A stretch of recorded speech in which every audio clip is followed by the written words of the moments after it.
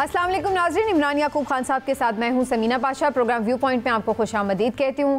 नाज़रीन, पाकिस्तान तहरीके इंसाफ ने इस्लामाबाद का जलसा तो मनसूख किया ही, अभी उसकी बाज़गश्त थमी नहीं है कि इसके बाद लाहौर के जलसे की मनसूखी के हवाले से भी खबरें आ गई हैं और 27 अगस्त को जो एक ऐलान किया गया था कि लाहौर में जलसा किया जाएगा, अब वो जलसा भी मुलतवी कर दिया गया है। इसकी क्या वजह है और क्या वजह है कि पाकिस्तान तहरीके इंसाफ जहां इतना एहतजाज करती है कि हमें जलसे जुलूस की इजाज़त नहीं मिल रही और इंतज़ामिया हमारे ऊपर क्रैक डाउन करती है और कोई यहाँ पर जमहूरी आज़ादी हमें हासिल नहीं, तो वहीं जहाँ कहीं पर इजाज़त मिल भी जाए या अगर एंड टाइम पर मनसूख भी हो जाए तो ख़ुद भी ऐसे लग रहा है कि कहीं ना कहीं PTI जलसा करने से कतरा रही है। इसकी वजह क्या है? ख्वाजा आसिफ साहब तो आज ये तक कह रहे हैं कि बानी PTI को इस बात का यकीन था कि जलसा नाकाम होगा, इसलिए उन्होंने खुद ही जलसा मुलतवी कर दिया, उनसे किसी ने कोई रिक्वेस्ट नहीं की।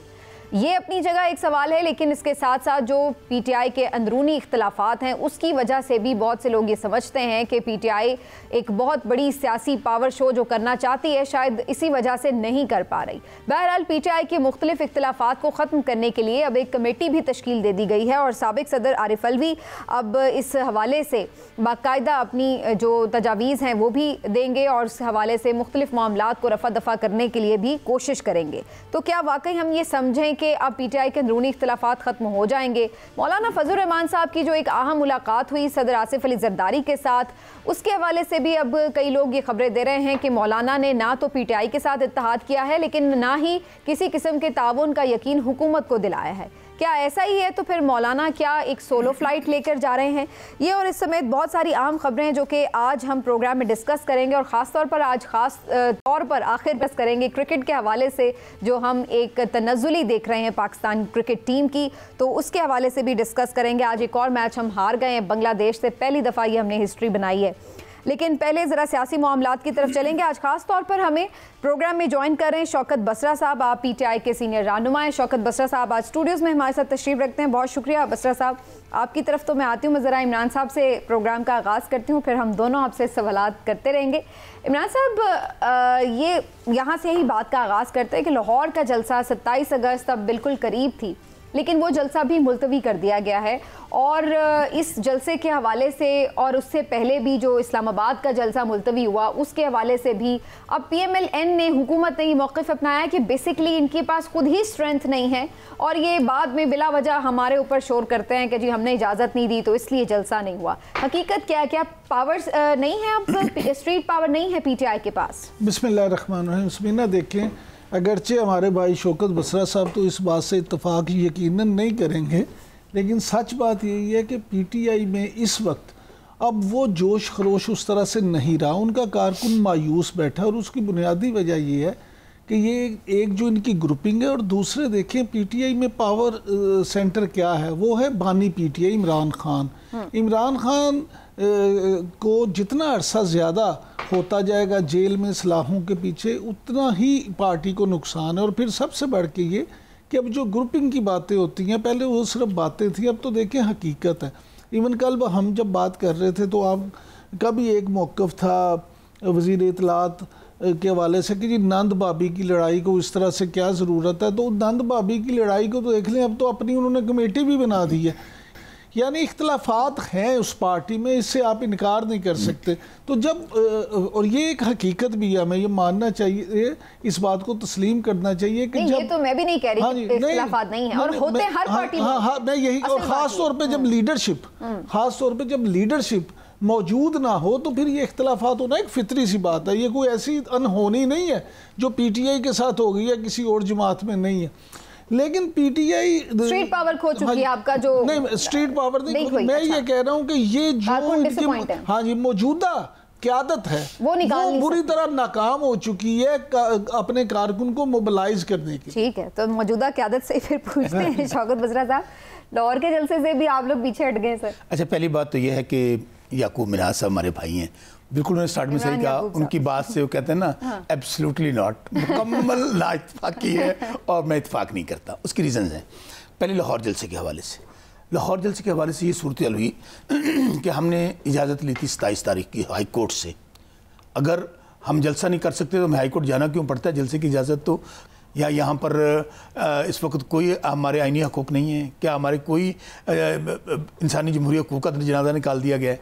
हमें जलसा इजाज़त करने की इजाज़त नहीं दी जाती, हम दोबारा हाई कोर्ट में जाते हैं। हाई कोर्ट से इजाज़त होगी 27 की। अब हम 5-6 दिन, हफ्ता हो गया बल्कि, जा रहे हैं डिप्टी कमिश्नर के पास कि जी कोई वेन्यू दे दें। उन्होंने इनकार कर दिया। जब इनकार कर दिया तो आज हम आपको अपना मौक़िफ़ देते हैं 27 के जलसे के हवाले से।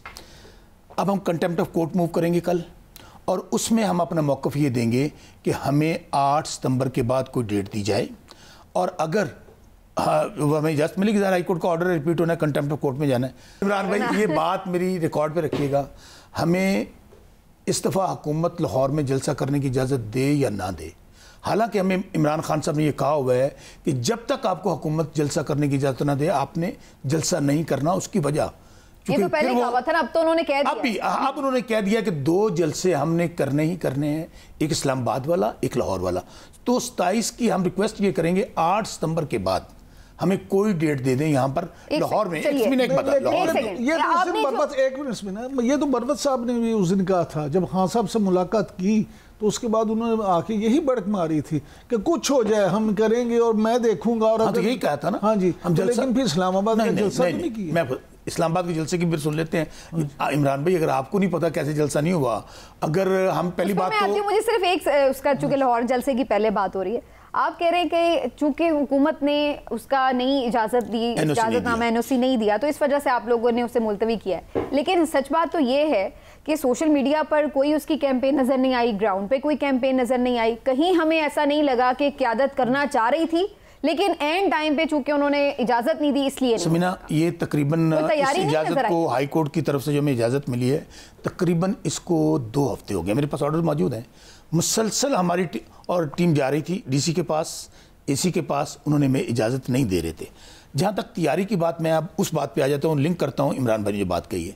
इमरान भाई, फ़र्ज़ करें हमारे पास वो जोश जज्बा नहीं है, हम जलसा कर नहीं सकते, तो मुझे बात बताइए, ये हमारे घर पे निकलने पे पाबंदी क्यों है? हमें हमारे घरों पर रेड क्यों हो रहे हैं?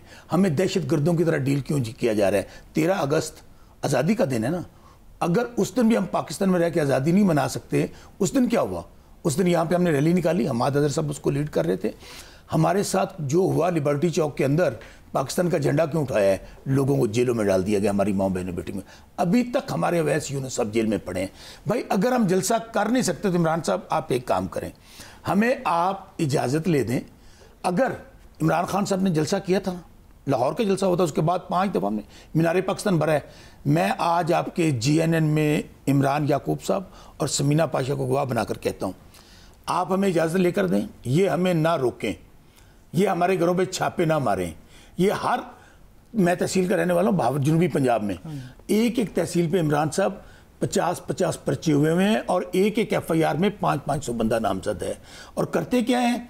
अच्छा, ये जो वाक़या हुआ है रहीम यार खान वाला, हो सकता है अगर इनकी तरजीह हमें पकड़ना ना होता था, गिरफ्तार करना ना होता, उस दिन रहीम यार खान की पुलिस हमारे लोगों के घरों पे रेड कर रही थी, छापे मार रही थी, और उधर डाकुओं ने पुलिस को शहीद कर दिया। ये है इनकी तरजीहात। इसलिए आप इस्लामाबाद वाला जलसा, स्वाबी का जलसा हमने देखा है, स्वाबी में पंजाब में बहुत ज़्यादा लोग गए थे, एक फितरा क्या के 8 का जलसा, 8 सितंबर का जलसा तारीखी जलसा होगा। और उसके बाद मैं आज फिर कह रहा हूँ बार बार, ये कोई बड़क नहीं है, अगर हमें इन्होंने अब लाहौर का जलसा करने की इजाज़त ना दी इंतजामिया ने, इस दफ़ा असी अपनी भी नहीं मननी, क्योंकि वर्कर्स, बिल्कुल आप सही कह रहे हैं, हर चीज रिकॉर्ड हो रही है, कल को यही हमने मैं कह रहा हूं, आप सुनाइएगा, वर्कर्स बिल्कुल, जब हमारा जलसा मनसूख हुआ ना इस्लामाबाद वाला 11th आवर पे जिस तरह हुआ, आपको पता है, अब तो स्टेटमेंटें आ गई 7:30 बजे कौन खोलता है जेल, किस तरह खुलती है जेल?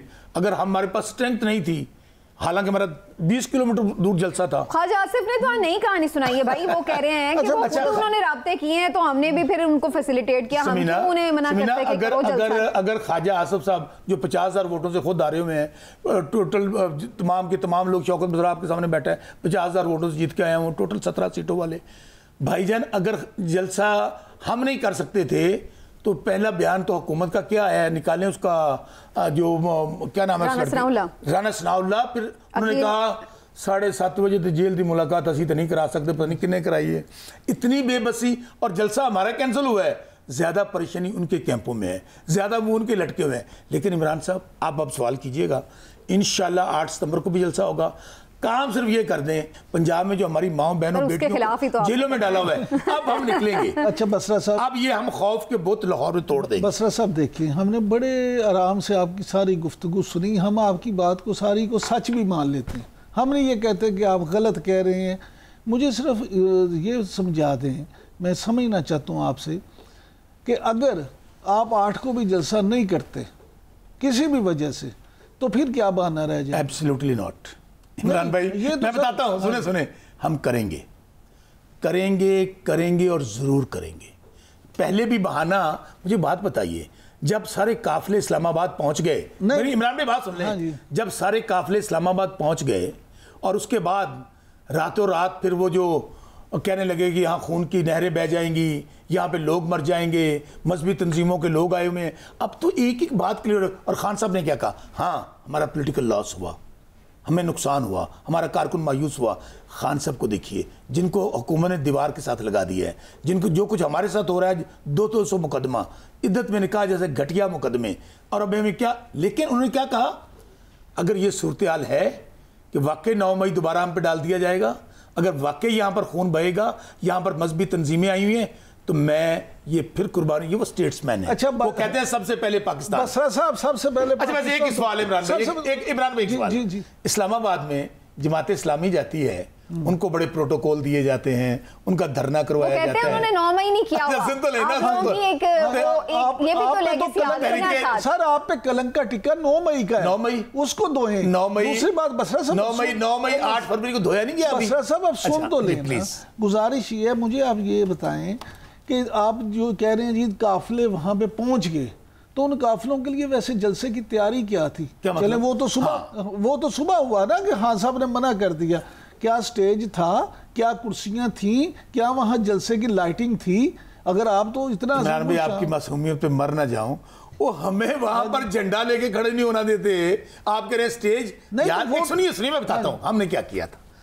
हमारे हमें जब लास्ट टाइम स्टेज लगाया, जब हमारी डेट दी थी, क्या हुआ, ले गए थे स्टेज ले गए। अब हमारा प्लान क्या था, हमारे पास डिस्पोजेबल स्टेज था, मूवेबल जो होता है, हमारे पास बाकायदा लेकर आए थे क्रेने के, अगर रास्ते में होगा वो हटाएंगे।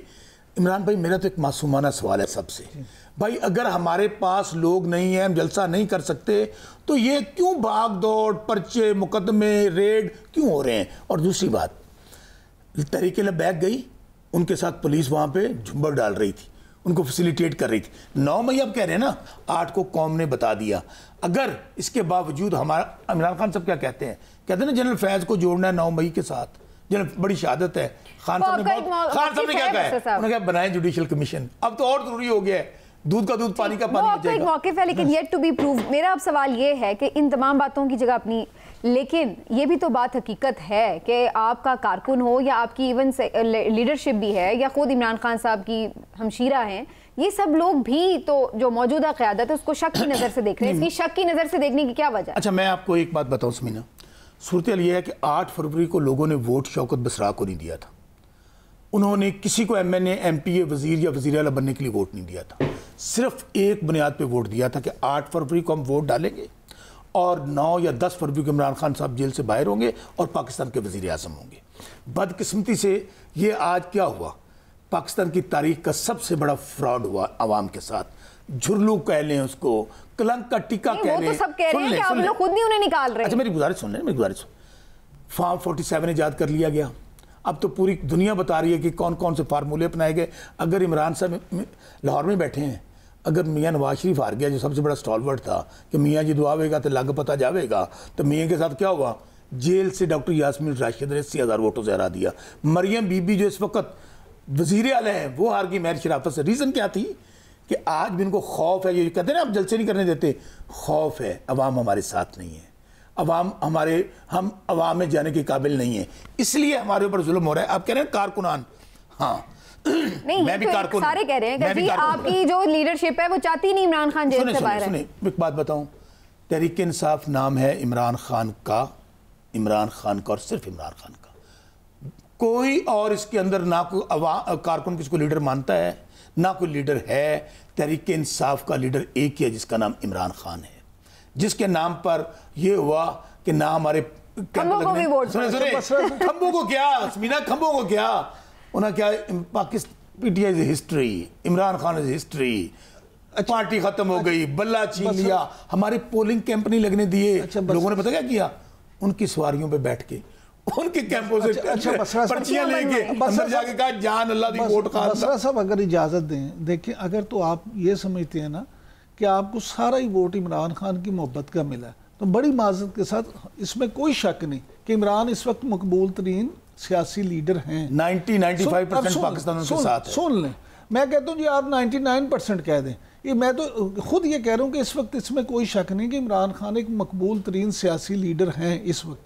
लेकिन आपकी खुशनसीबी ये है कि जो निगरान हुकूमत थी या जो PDM की हुकूमत थी, उनकी कारकर्दगी ऐसी थी कि इनकी नफरत का भी लोगों ने जाके वोट आपको दिया। लेकिन मैं समझना आपसे ये चाहता हूँ कि ये तो सारी बात ठीक है। अब आपने अभी कहा जी मियाँ जो आवेगा तो लग पता जावेगा, तो मैं समझता हूँ लंदन तो लेना तो वो पता तो आपको लग गया कि बकौल आपके 95% लोगों ने वोट आपको दिया, हुकूमत वो बना के बैठे हैं, फिर सियासी हुकूमत अमली उनकी अच्छी हुई है, आपकी क्या वो हुकूमत बना के बैठे हैं? हाँ, किस तरह? यानी इमरान साहब ये बड़ी ज्यादती है। देखिए इसका मतलब नहीं, सुने आप कह रहे हैं कि हुकूमत क्या अवाम के वोटों से हुकूमत बनी है? अवाम के वोटों से ये मुंतखब वज़ीर आज़म है? क्या मुझे बताइए कि जब अगर नवाज शरीफ हार गया फिर कौन सा जीता कौन है? और आप देखें बड़ी मैं ये यकीन माने कि अगर इस तरह की अब हुकूमत को हुकूमत कहते हैं, बात यह है सदर जाली, वज़ीर आज़म जाली, वज़ीर आला जाली, गवर्नर जाली, वज़ीर जाली, और उसके बाद कौन सी फिर हुकूमत? आज जजेस जिनको इंसाफ देना है वो इंसाफ मांग रहे हैं। यहाँ पर डॉक्टर यास्मीन राशिद, हमारी माएँ बहनें बेटियाँ कत्ल के केस में भी ज़मानत हो जाती है, 1 साल से जेल में है।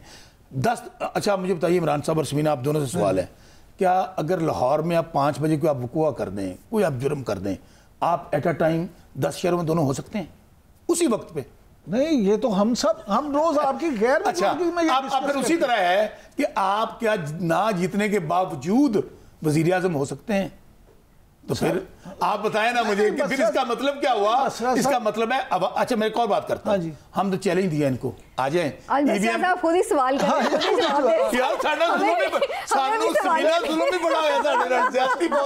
सब आपकी अपनी बात में कंट्राडिक्शन। देखिए आप अपनी जो बात कर रहे हैं ना, आप अपने मौक़िफ़ की बात कर रहे हैं। मेरा सवाल आपसे सिर्फ ये है, मैं समझना ये चाहता हूँ कि मियाँ जो आवेगा लग पता जाएगा, तो तुहानू पता तो लग गया। अब सुनो, ठुकाई भी ताड़ी हुई, वोट भी बकौल ताड़े 95-96 नहीं पता। नहीं सुन तो लेना, आप यहाँ दावा कर रहे हैं ना कि आपको 96% वोट पे पतन की रिपोर्ट निकालें ना सर, मियां नवाज शरीफ के हल्के की रिपोर्ट निकालें। सर गुजारिश तो सुन, पतन के बारे में आप पहले क्या कहते थे, आपके लीडर क्या कहते थे? सर जी एक मिनट, बारी साहब के बारे में इमरान खान साहब जो कहते थे वो भी हम चला दें। इमरान में बात कर लिया आपने, आप एक काम करें, हमने एक और चैलेंज दिया। हाँ जी, हमने कहा कि ये सुन तो जवाब देना, किस बात का? इस बात का जवाब दें कि जब 96% वोट आपको पड़ा, मान लिया आपको पड़ा, तो फिर हुकूमत भी उन्होंने बना ली। फिर हुकूमत ना कहें, लफ्ज और इस्तेमाल कर लें आप खुद। ये हुकूमत का लफ्ज इस्तेमाल ना करें। देखिए बात सुने, ये मैं फिर कह रहा हूं कि आपको नहीं पता कि हुकूमत किस तरह बनी है, किस तरह फॉर्म 47 तैयार हुआ है, किस तरह चीफ जस्टिस साहब के पास हम लोग गए हुए हैं ना, 8 फरवरी की हमारी पिटीशन उनके पास पड़ी है। हमने क्या कहा है कि इसके ऊपर बनाए जुडिशियल कमीशन, दूध का दूध पानी का पानी हो जाएगा। दूसरी बात, अच्छा मैं इस पे लेती हूँ अभी आपका मौक़िफ़ भी, क्योंकि ये भी अब बात फिर से दोबारा उठ रही है कि 9 मई के हवाले से भी फौजी ट्रायल की बातें वज़रा कर रहे हैं, तो इसके ऊपर भी मैं आती हूँ। और आगे भी जो मौलाना के साथ आप लोग इत्तेहाद करना चाहते हैं, मौलाना नहीं आपकी बात सुन रहे, कहाँ पर डेड लॉक है ये भी जानने की कोशिश करते हैं। एक ब्रेक ले लेते हैं नाज़रीन, ब्रेक से वापस आते हैं, हमारे साथ रहिए।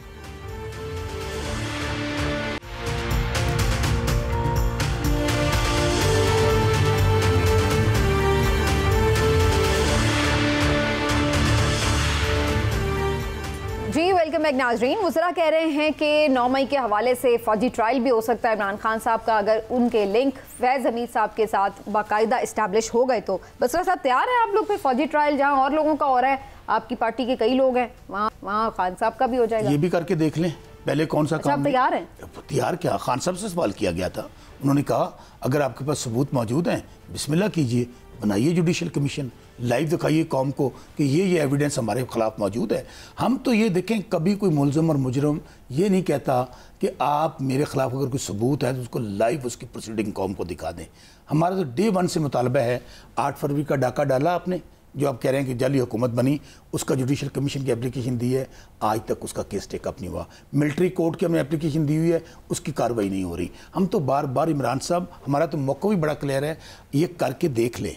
अच्छा है ये बार बार जो हमें डरा रहे हैं ना कि जो जनरल फैज़, मैं तो बल्कि मैं कल एक प्रोग्राम में था, उन्होंने कहा जी जनरल फैज़ लेकर आया, जहांगीर तरीन साहब का जहाज़ लेकर आया, आपको अलीम खान लेकर आए।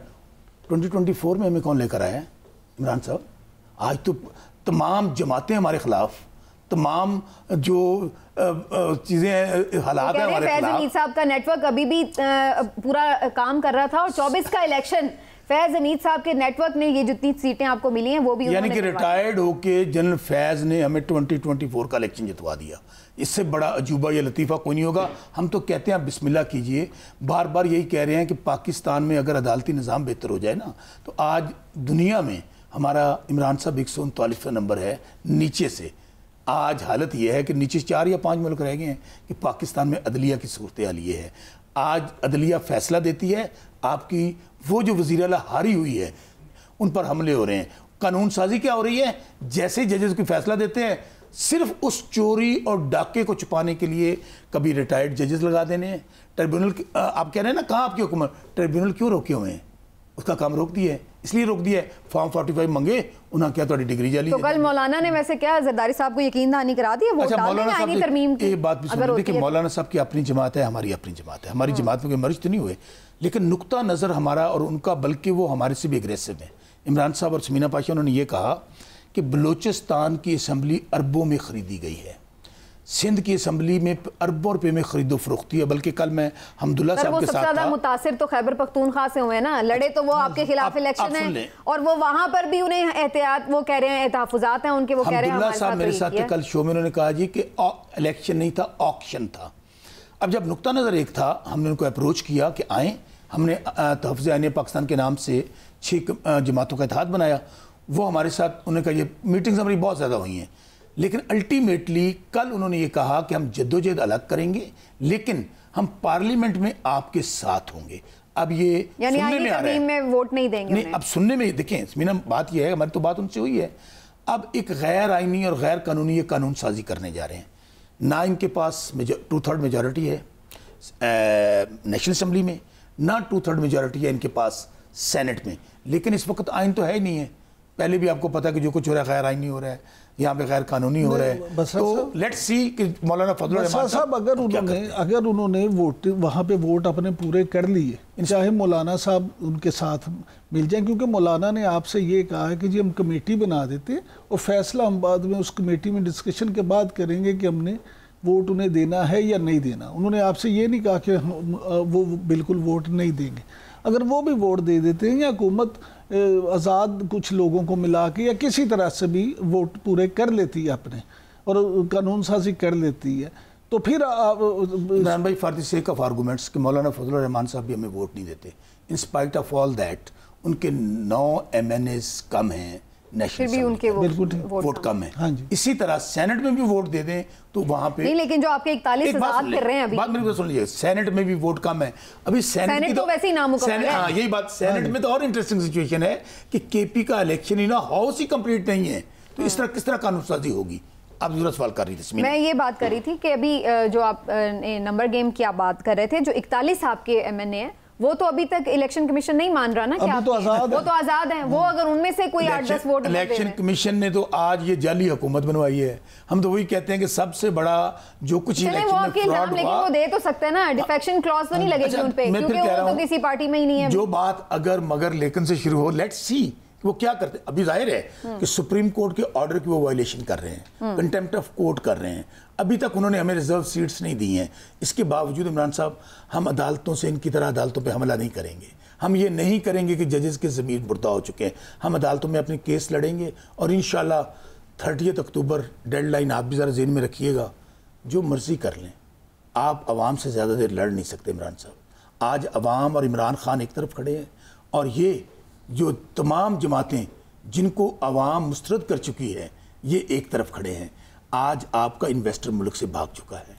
आज आपके तमाम जितने कारोबारी इदारे हैं सब शिफ्ट हो गए। बल्कि कल एक रिपोर्ट आई है डॉन न्यूज़ में इफ्तिखार शिराजी साहब ने कि 8036 जो कारोबारी कंपनीज हैं वो दुबई में रजिस्टर्ड हो चुकी हैं। इसी तरह मुझे बताइए कि जब मुल्क आपका इस वक्त हालत ये है कि लोग भूख से मर रहे हैं, महंगाई से मर रहे हैं, बेरोजगारी से मर रहे हैं, जो बाकी बचे हैं उनको डाकू मार रहे हैं, पुलिस जिन्होंने तहफ़्फ़ुज़ हमें तहफ़्फ़ुज़ देना है वो अपने थोड़ा सा मुझे ज्यादा देर चल नहीं सकते। इंटरनल इश्यूज पे थोड़ी सी खबर देना बसरा साहब, क्या चल रहा है आपकी पार्टी के अंदर? क्या दो ग्रुप्स हैं, अलीमा खान साहिबा का, बुशरा बीबी साहिबा का? कुछ लोग इस बात से भी लिंक कर रहे हैं कि जो भी अलीमा खान साहिबा ने एक पेशावर का दौरा किया है उसके पीछे भी कुछ। पहली बात तो ये है कि अगर बात यहाँ तक आ गई है कि अलीमा, सुने ना, अलीमा खान और बुशरा बेगम की लड़ाई की वजह से कोई फ़ायदा हासिल कर सकते हैं कि जी ये देखें लड़ाई हो गई है, आप अंदाज़ा करें कि आपने कौन कौन सा बाकी पहले हरबा इस्तेमाल नहीं किया।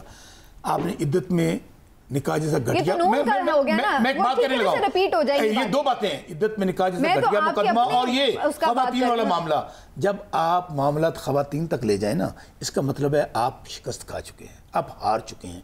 और खास तौर पे जब आप चैट की गुफ्तगू सामने ले आए, वो किसकी, मैं उस पॉइंट ऑफ व्यू से बात नहीं कर रही, मैं उस पॉइंट ऑफ व्यू से बात नहीं कर रही जो उसका मैं जवाब दे देता हूँ। मैं तो अलग से पूछ रही हूँ आपसे कि मुझे बात बताएं, कौन सी जमात है समीना, इमरान साहब, कौन सी पाकिस्तान में, मैं एक सियासी कारकुन हूँ, हर जमात में इख्तलाफात होते हैं, हर बंदे का सोचने का तरीकाकार होता है। वैसे भी कि हम तो खुश हैं कि यहाँ पर एक अपना हम गलत फैसला लेते हैं ना, फर्ज करिए आज जलसा मुलतवी होने वाली बात है, ट्विटर पे हमारा जलसा मुलतवी था इस्लामाबाद वाला, वो हमारा कारकुन मैं समझता हूँ हमारा सरमाया है, and we are proud of it. इसलिए ये कोई इख्तलाफात नहीं, उसकी वजह खान साहब आपने बड़ा अच्छा बात की थी, लीडर हमारा जेल में, एक्सेस हमारी नहीं है, और आप तो ये भी पाबंदी लगा दी है कि आप खान साहब से सियासी गुफ्तगू नहीं कर सकते। अच्छा बसरा साहब गुजारिश सुन लें, आपके पुराने साथी, पुराने दोस्त और मौजूदा गवर्नर केपी फैसल करीम कुंडी साहब ने तो ये कहा है कि जी अब तो जलसा लगता है उस वक्त ही होगा जब अलीमा खान क़यादत संभालेंगी, मौजूदा क़यादत तो फिर। इतना बड़ा लतीफ़ा और मजाक इसलिए है कि फैसल कुंडी साहब या बाकी जमातों को पहले तो ये पूछ लें कि केपी में उनका है क्या। केपी में तमाम जमातों का सफाया हो गया सिवाय पीटीआई के, पहली बात। दूसरी बात, ये इस तरह के गिमिक्स करके, इस तरह की सियासत करके, और भाई आपने पूरी पार्टी तोड़ ली। मैं बार बार कह रहा हूँ इमरान साहब, आप 10 बंदे तोड़ लें, वो जो कैमरे के पीछे लड़का खड़ा है ना, इमरान खान साहब इसको टिकट दे देना लाहौर के किसी हल्के से, इसको कैंपेन करने की ज़रूरत नहीं है। और ये आपने, मैं मिसाल दे देता हूँ आपको, हमारे हल्का था लोधरा का, 5 बंदों को तोड़ लिया, 3 दिन रह गए इलेक्शन में, वो नलके वाला जीत गया था नलके वाला 3 दिन रह गए इलेक्शन में, ठीक है, उसको हमाद अजहर साहब ने ट्वीट किया, वो बंदा जीत के आ गया। अच्छा बात ये है कि ये अब हरबे उसकी वजह आप कह रहे थे ना, जेल में खान साहब जितनी देर रहेंगे पार्टी टूटेगी, पार्टी टूटेगी नहीं। इमरान खान साहब जितनी देर जेल में रहेंगे ना, इमरान साहब, खान साहब 8 फरवरी के बाद हम पार्टी अगर कोई थोड़ा सी कसर रह भी गई थी ना, आज ये 17 सीटें ने जीती थी, आज इलेक्शन करवा के देख लीजिए 17 भी नहीं जीते। खान साहब की रिहाई कैसे होनी है? लोगों के बाहर निकलने से होनी है या अदालतों से आप लोगों को अभी उम्मीद बाकी है? समीना, अल्लाह हक है, मैं समझता हूँ कि हमेशा हक और सच की फतह हुई, या फिर उधर बात करके हक और सच की फतह हुई है। इमरान खान साहब, मेरी सुन लें, इमरान खान साहब को आने से कोई नहीं रोक सकता, जो मर्जी कर लें। ये आखिरी लोगों से बाहर आपको उम्मीद है, अदालतों से या फिर उधर से? अदालतों में भी जाएंगे, अवाम की अदालत में भी जाएंगे, और इंशाल्लाह खान साहब बहुत जल्द इंशाल्लाह बाहर होंगे। और एक बात आपको मैं बताऊं, ये आखिरी हरबा है, जब सारे केसेस खत्म हो गए ना, राना सनाउल्लाह का शॉट चलाए ना, अगर पड़ा है तो उन्होंने कहा जैसे खान साहब बाहर आने लगेंगे ना, हमको इधर उधर से केस बड़े घर भी जाओगे। हाँ जी, बड़े घर भी जाओगे। बड़ा घर साडा अपना घर को इंडिया का घर है इमरान साहब, स्टैब्लिशमेंट हमारी अपनी स्टैब्लिशमेंट है। और मेरी बात सुनिए, मैं एक बात बताऊं, ये जो एक इंतजार है, यानी ये जो बयानिया बनाया जा रहा है ना, खान साहब तो कहते हैं फौज भी मेरी, मुल्क भी मेरा। खान साहब कहते हैं मेरे ज्यादा फौज की मुल्क को जरूरत है। हम आज भी समझते हैं कि तमाम इदारों को जो आईने पाकिस्तान के अंदर रोल है उस पर जाना होगा, और आप इंशाल्लाह खान साहब उसी के लिए स्ट्रगल कर रहे हैं। मेरे और आपके बच्चों के लिए अंदर है ये बाप 70 इमरान साहब। चलिए, अगर हुकूमत की ख्वाहिश होती तो वज़ीर आज़म पीपल्स पार्टी से इमरान गई। चलिए शौकत बसरा साहब बहुत बहुत शुक्रिया सर, आपने हमके लिए वक्त दिया, तशरीफ भी लाया। आप नाज़रीन एक ब्रेक लेते हैं, ब्रेक से वापस आकर ज़रा पाकिस्तान की क्रिकेट टीम का भी तज्जिया करेंगे कि इनके साथ क्या हो रहा है, क्या हम बड़ी तेज़ी से हॉकी की तरह की अपनी टीम देखने वाले हैं जो ज़वाल का शिकार हो गई। एक ब्रेक के बाद हमारे साथ रहिए।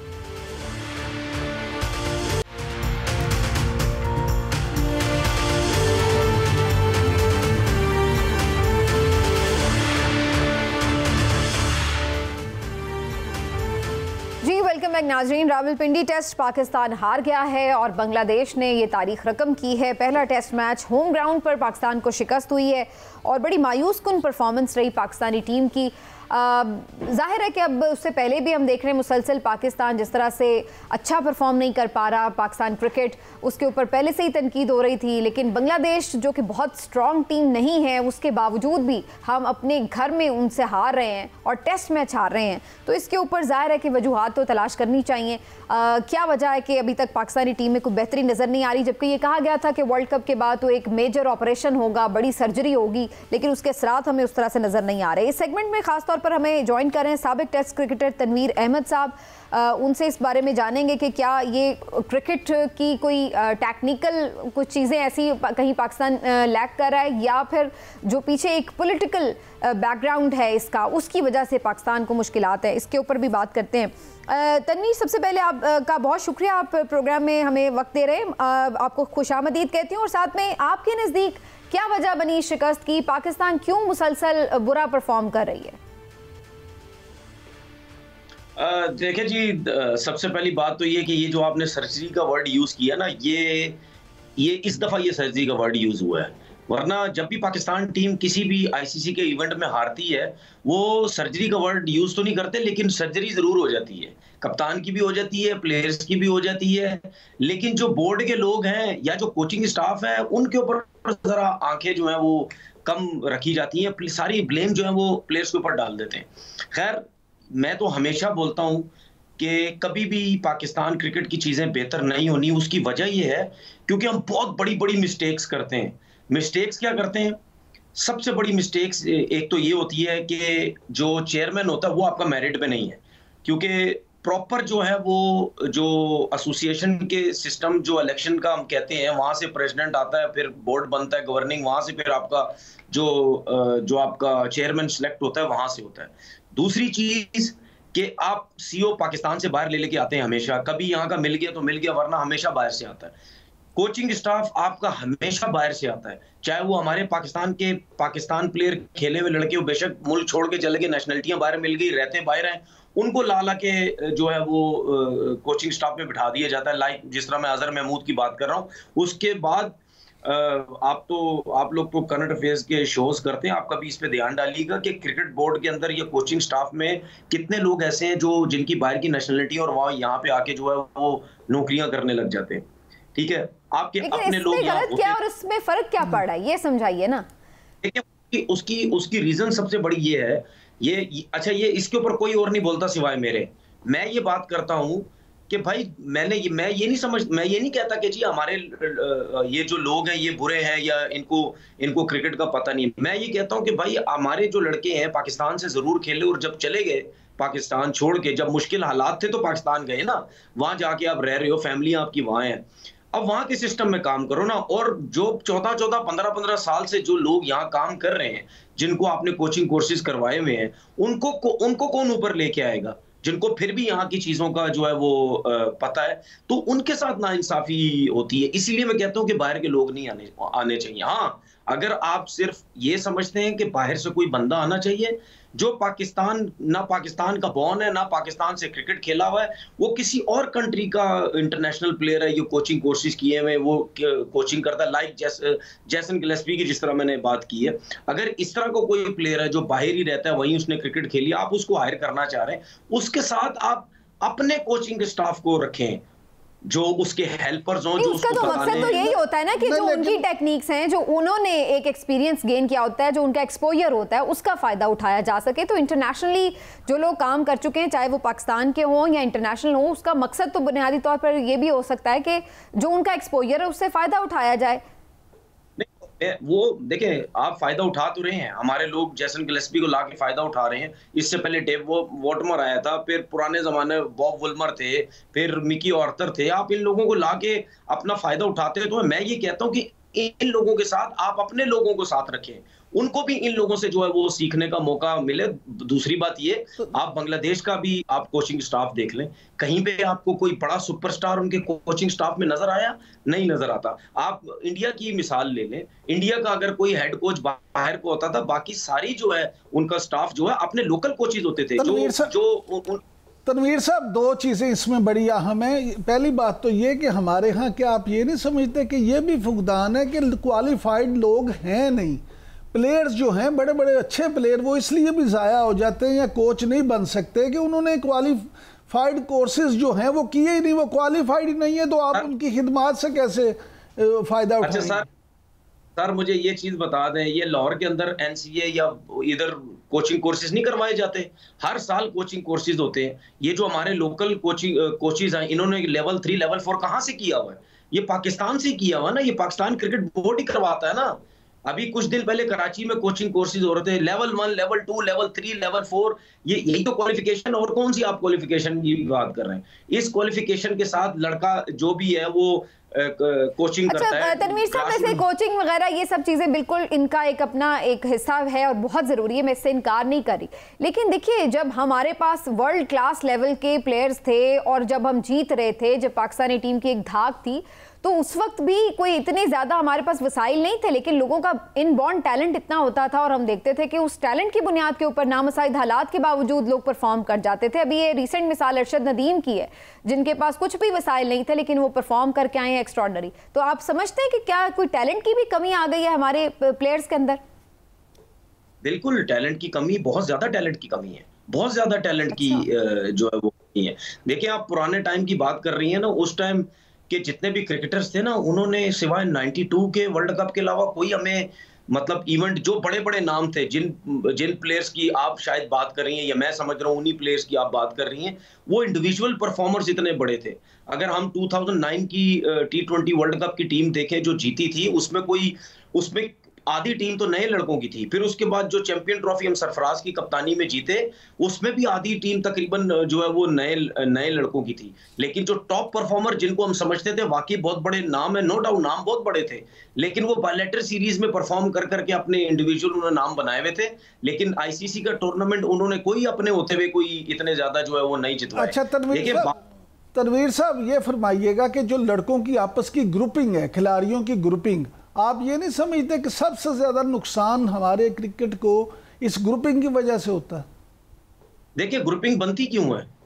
ग्रुपिंग इस वजह से बनती है क्योंकि ये सिलसिला पहले से चलता हुआ आ रहा है कि जी मैं वड्डा प्लेयर, मैनू कप्तान बना दो, दूसरा बोलता है मैं वड्डा, मैनू कप्तान बना दो।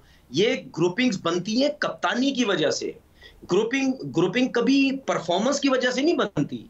ये हमेशा काम ही इसी वजह से खराब होता है कि मैं अब बड़ा प्लेयर बन गया हूं, मैं अब परफॉर्म कर रहा हूं, तो मुझे क्यों नहीं कप्तान बनाया जा रहा? नहीं बनाया जाता तो उसमें फिर कुछ लड़के अपने साइड पे किए जाते, जो बना हुआ है वो लड़के अपने साइड पे करता है, जो तीसरा सोच रहा होता है मैं बन जाऊं, वो लड़के अपने साइड पे करता है। ये ग्रुपिंग इस वजह से बनती है। इसका हल क्या है? इस ग्रुपिंग का हल क्या है? क्योंकि ये तो हमेशा ही फिर हम सुनते रहे हैं, हर दौर में सुनते रहे हैं, लेकिन अब तो ये इंतहा को पहुंच चुकी है। जी देखिए, सिंपल सी चीज है ना, ग्रुपिंग का हल क्या होता है? ग्रुपिंग का हल यही होता है ना कि भाई जब टीम मैनेजमेंट को या पाकिस्तान क्रिकेट बोर्ड को ये पता चलता है कि भाई ग्रुपिंग हो रही है, तो फिर उस प्लेयर को आप फारिग कर दें या उस प्लेयर को आप फाइन करें। उसके ऊपर कहीं ना कहीं उसको ये पता चले कि यार अगर मैं आज के बाद दोबारा ये हरकत करूंगा तो मुझे प्रॉब्लम हो सकती है, जिसकी वजह से पाकिस्तान टीम को नुकसान हो रहा है। अब मुझे बात बताएं ना, आप वहाब रियाज जैसे बंदे को आप मैनेजर बना देते हैं, वो भी सीनियर मैनेजर जिसका कोई काम ही नहीं है, उसके होते हुए आप देखें पाकिस्तान टीम का क्या हाल हुआ। अपने जब पसंद के लोगों को जब इस तरह की नौकरियां देंगे तो फिर आपकी क्रिकेट ऐसे ही होनी है। अच्छा तनवीर साहब, ये फरमाइएगा कि क्या आप नहीं समझते कि हमारे यहाँ जो बेसिक स्ट्रक्चर है, जैसे समीना ने अभी बात की, हम अरशद नदीम की बात को बुनियाद बना लेते हैं कि उस बेचारे को जब 3, 4 या 5 लाख रुपए की ज़रूरत थी वो किसी ने नहीं दिया, लेकिन जब जीत के आ गए अपनी मेहनत से तो उन पे करोड़ों रुपए की बारिश हो गई, 40-50 करोड़ भी दे दिए। उसी तरह अगर क्रिकेट का मुआवजा करें इसमें, तो जो बेसिक ज़रूरत है खिलाड़ियों की, वो तो पूरी नहीं की जाती। इमरान खान साहब ने अपने दौर में डिपार्टमेंट्स भी ख़त्म कर दिए। जब खिलाड़ी को कुछ मिलेगा ही नहीं, पहले उसकी ज़रूरतें पूरी नहीं होगी, तो आपके पास अच्छे फिट खिलाड़ी कैसे आएंगे? सर आप क्या समझते हैं, क्या पाकिस्तान टीम के प्लेयर्स की जरूरत पूरी नहीं हो रही? अब तो बहुत अच्छा पैसा मिल रहा है। अब तो नहीं, वो तो सर भाई टीम में आने के बाद मिलता है ना। नहीं नहीं नहीं नहीं नहीं नहीं, अब तो फर्स्ट क्लास क्रिकेट में भी बहुत अच्छे पैसे मिल रहे हैं। हमारा टाइम नहीं है, ये हमारा दौर नहीं है कि 150 रुपए डेली पे हम फर्स्ट क्लास क्रिकेट खेला करते थे, रोज का 150 रुपए मिलता था। अब तो बहुत अच्छे पैसे, अब तो सेंट्रल कॉन्ट्रैक्ट भी है डोमेस्टिक क्रिकेट के। देखिए आपने अरशद नदीम की बात की ना, मैं अब देखूंगा कि अरशद नदीम इतना कुछ मिलने के बाद क्या वो बंदा उसी तरीके से मेहनत करता है, उसी जज्बे से मेहनत करता है। मैं ये क्यों मिसाल दे रहा हूं, क्योंकि हमारे क्रिकेटर्स का प्रॉब्लम भी है, हमारे क्रिकेटर्स का भी प्रॉब्लम है। ऐसा नहीं है कि उनका प्रॉब्लम नहीं है, वो भी जब कुछ नहीं होते नीचे से डोमेस्टिक क्रिकेट खेलते चले जाते हैं। जब कोई नाम बन जाता है तो फिर वो कहीं ना कहीं लैग कर रहे होते हैं। सही, जब उनको सब कुछ मिल जाता है उसके बाद वो अपनी मेहनत भी कम कर देते हैं। एक तो ये सबसे बड़ा ये जो सोशल मीडिया स्टार्ट हो गया है, ये जो तस्वीरें लगा लगा के ये सोशल मीडिया के हीरो बने हुए सारे, जरा सी परफॉर्मेंस होती है, कोई ट्वीट कर देता है, कोई क्या कर देता है। हर प्लेयर का कोई मैनेजर बना हुआ है, वो चलाई जा रहा, उसका सोशल अकाउंट जो है वो सारे तो सोशल मीडिया के बने हुए। बात ये है कि हमने क्या करना, क्या है, हमने ये करना है। अब जिस तरह अब ये जो अभी इस टेस्ट मैच की बात कर लेते, आपका जो अजहर महमूद, मतलब मुझे समझ नहीं आई उस बंदे ने क्रिकेट खेली हुई या गुल्ली डंडा खेली हुई है।